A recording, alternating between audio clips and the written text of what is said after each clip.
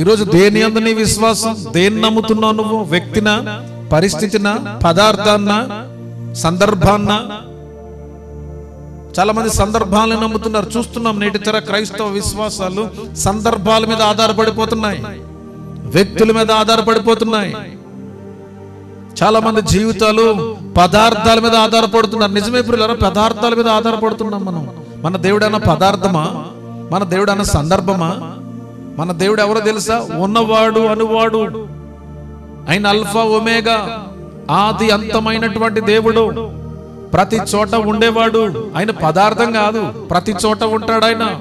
అటువంటి దేవుణ్ణి ఒక సందర్భానికే దేవుడు అన్నట్టుగా చూపించడం, ఒక సందర్భానికే దేవుడు అన్నట్టుగా ప్రకటించడం, ఒక సందర్భానికి, ఒక పరిస్థితికి, అవసరానికి మాత్రమే దేవుడై ఉన్నట్టుగా ఆ దేవుణ్ణి స్థిరపరిచే విశ్వాసాలు కలిగి ఉండడం అనేది నిజంగా విచారించవలసినటువంటి పరిస్థితి. ఈరోజు దేవుడు అలా కాదుగా. ఒక సేవకుడు నాతో అంటున్నాడు, నా ప్రేయర్ సపోర్టెడ్ ఆయన, నాకు ఏ కష్టం వచ్చినా ఆయనకి చెప్తా. నేను అన్న, అయ్యగారు అదేదో దేవుడికి చెప్పొచ్చు కదా. ఆ మాటకు ఆయన దగ్గర జవాబు లేదు. పెద్ద దైవజనులు అయినా నాకు చాలా చాలా సందర్భంలో వేదన కలిగింది. ఇదేంటి ఇలా అన్నారు? మంచిదే, దైవజనులు ప్రార్థన మనకు ఉండాలి, 100% ఉండాలి. దానికంటే ప్రాముఖ్యంగా నువ్వు ఎవరితో మాట్లాడాలి,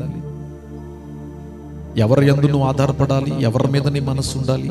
బైబిల్ చెప్తుంది కదా, దేవుని మీద మనం ఆధారపడాలని, దేవుని యందు మన విశ్వాసం ఉంచాలని, మనం కాపాడబడాలన్నా, రక్షింపబడాలన్నా, విమోచింపబడాలన్నా, స్థిరపరచబడాలన్నా ఎవరి మీద మనం ఆధారపడాలి? ప్రభునందు ప్రియులారా, గొర్రె పిల్ల ప్రభులకు ప్రభువును, రాజులకు రాజును, రానయుందనను తనతో కూడా ఎవరుంటారంట? ఎవరుండినటువంటి వారంట? ఏర్పరచబడిన వారు, పిలువబడిన వారు, నమ్మకమైనటువంటి వారు ఉంటారని లేఖనం చెప్తుంది. నమ్మకత్వంలో ఎదుగుతున్నావా? విశ్వాసంలో ఎదుగుతున్నావా? దేవుణ్ణి ఏ విధంగా చూస్తున్నావు? దేవుణ్ణి ఏ కోణంలో చూస్తున్నావు నువ్వు? అసలు దేవుణ్ణి ఏ విధంగా ప్రకటిస్తున్నావు నువ్వు? దేవుణ్ణి ఏ విధంగా తెలుసుకుంటున్నావు? ఏ విధంగా వెంబడిస్తున్నావు? ఆయన ఎవరని వెంబడిస్తున్నావు నువ్వు? దేవుడు ఎవరని నువ్వు అనుకుంటున్నావు నీ మనసులో? నీ కష్టం వచ్చినప్పుడు నీ కష్టాన్ని తొలగించేవాడు మాత్రమేనా? నీకు అస్వస్థ వస్తే కేవలం స్వస్థపరచడానికి దేవుడు అంతే, ఇంకంతకన్నా దేవుడు ఏం కాదా? ఆయన తన సన్నిధిలో, తన స్వాస్థ్యముగా ఉన్నటువంటి నిత్యత్వంలో మనం వారసులుగా ఉండడానికి ప్రధానమైనటువంటి ఆలోచన కలిగినటువంటి దేవుడు. ఆమేన్ చెప్పాలి. అది దేవుని యొక్క అల్టిమేట్ ఆలోచన.